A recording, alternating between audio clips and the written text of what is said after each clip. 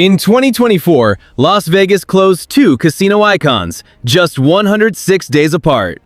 Between them, more than a century of history was closing. Then, in 2025, Las Vegas lost 3.13 million visitors. It was the sharpest non-pandemic decline in records going back to 1970. But Clark County gaming revenue did not fall. It increased by approximately $121 million. That is not how a normal decline is supposed to work. So how does Las Vegas lose millions of visitors, close the casinos that made it famous, and still keep the billions? If the money did not disappear, what did? This is the story of the downfall of Las Vegas. Closures, debt, and tragedy. Part 1. The Missing Millions. In fiscal year 2025, Nevada regulators reported just over $21 billion in total revenue from 51 strip casino licensees. Only 26.1%, approximately $5.51 billion, came from gaming. Rooms produced $7.06 billion. Food produced another $3.99 billion. Gambling was not even the biggest part of the business. That is where the contradiction starts making sense. Modern Las Vegas was not selling only a place to gamble. The citywide average room cost $119.94 per night in 2015. By 2025, it cost $183.52, roughly 53% more before inflation. But the decline was not straight. In May 2026, visitation rose by 2%. Occupancy reached 84.7%. And the average room rate reached $210.63. Revenue per available room reached $178.40. Both the average room rate and revenue per available room set May records. The newer, more expensive Las Vegas could still fill its rooms. And once the land had to earn more, even famous casinos could become expendable. Part 2. The casinos Las Vegas decided to replace. The Mirage opened in 1989 with 3,044 rooms. At $630 million, it was the most expensive hotel casino ever built at the time. Its volcano became one of the first free sidewalk attractions. On July 17, 2024, the volcano erupted for the final time, and the doors closed. More than 3,000 employees lost their jobs. Hard Rock expected to pay approximately $80 million in severance. The union agreement also gave represented workers the possibility of returning with their seniority when the new resort opens. The Tropicana belonged to an older version of the city. It opened in 1957 with 300 rooms when Clark County had barely passed 100,000 residents. When it closed on April 2, 2024, employees gathered at the entrance. Some cheered, some cried.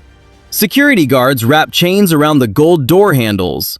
One bartender had worked there for 38 years. Hard Rock is rebuilding the Mirage site as Hard Rock Las Vegas, targeted to open in late 2027. The Tropicana was demolished. The Athletics ballpark is rising on 9 of the former property's 36 acres. The rest is intended for another hotel, resort, and entertainment complex. Las Vegas did not stop building. It cleared the icons away for larger bets. Away from the Strip, 3 casinos disappeared for a very different reason. Part 3. The casinos that did not need to reopen. Texas Station, Fiesta Rancho, and Fiesta Henderson closed during Nevada's casino shutdown in March 2020. Unlike most properties, they never reopened.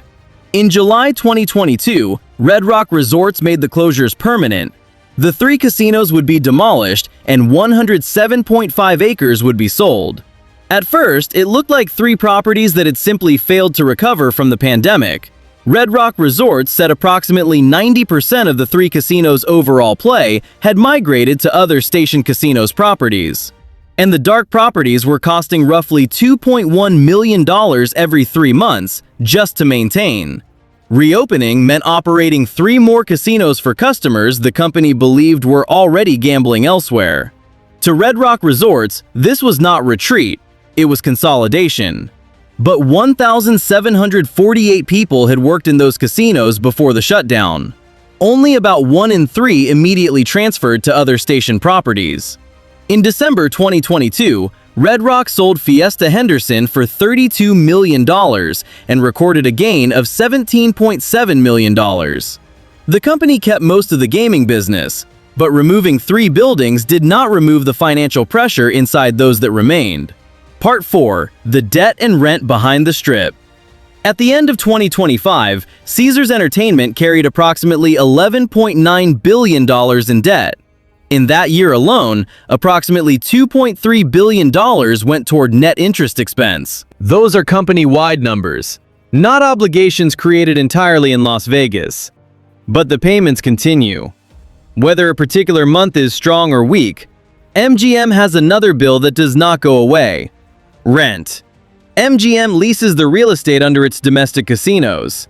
In 2025, company-wide operating lease cash outflows reached approximately $1.87 billion. And the rent was only the beginning. Under the triple net leases, MGM also covered property taxes, insurance, utilities, routine maintenance, and required capital spending. Las Vegas had already seen what happens when the financing behind a resort stops. Fontainebleau entered Chapter 11 bankruptcy in 2009, after lenders cut off access to nearly $800 million in additional financing. More than $2 billion had already been invested. The 3,800-room project was approximately 70% complete. After years of ownership changes, the tower finally opened in December 2023 as a $3.7 billion resort. For more than a decade, the unfinished 67-story tower stood over the Strip.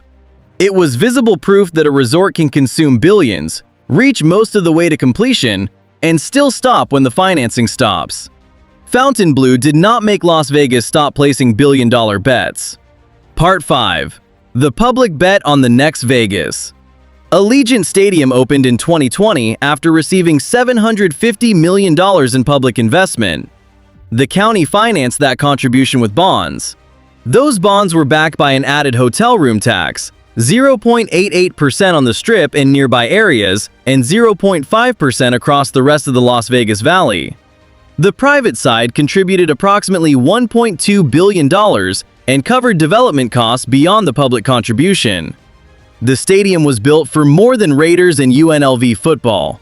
Concerts, soccer, motorsports, and other major events were also part of the plan. Then, that strategy moved on to the former Tropicana site. The Athletics' 33,000-seat ballpark is now under construction on the site. The project is now expected to cost approximately $2 billion. Around $350 million is expected to come from public sources. Nevada law permits a maximum public contribution of $380 million. Everything beyond that must be privately financed. The ballpark remains targeted to open for the 2028 baseball season. But baseball is only part of the plan. Concerts, conventions, and other major events could put thousands of visitors on the calendar years in advance. The reason was simple: the events come and go. The debt, leases, and long-term stadium commitments stay.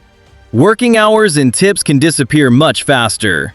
Part 6. The safety problem. Reuters found the weaker demand reaching workers first. Lower tips, fewer extra shifts, and fewer hours for part-time and on-call employees. On one night in January 2024, Clark County counted 7,906 people experiencing homelessness. That was 20% more than 1 year earlier.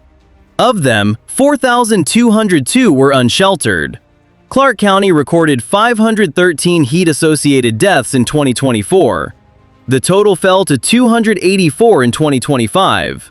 That year had 9 days at or above 110 degrees Fahrenheit, compared with 36 days the year before. But more than 1/4 of the people who died in 2025, 26.4%, were identified as homeless. Las Vegas had already learned what concentrated risk could do inside a hotel.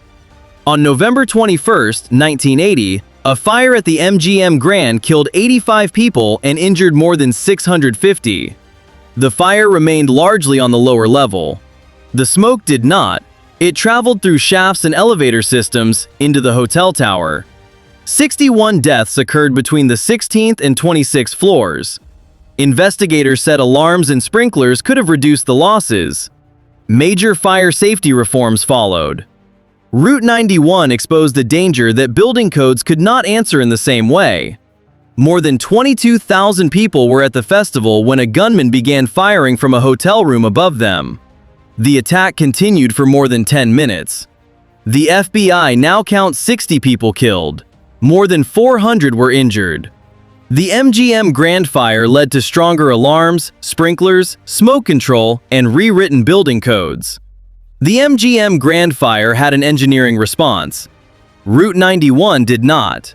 Security could be strengthened, but there was no comparable system of alarms, sprinklers, smoke control, or rewritten building codes that could engineer this danger away.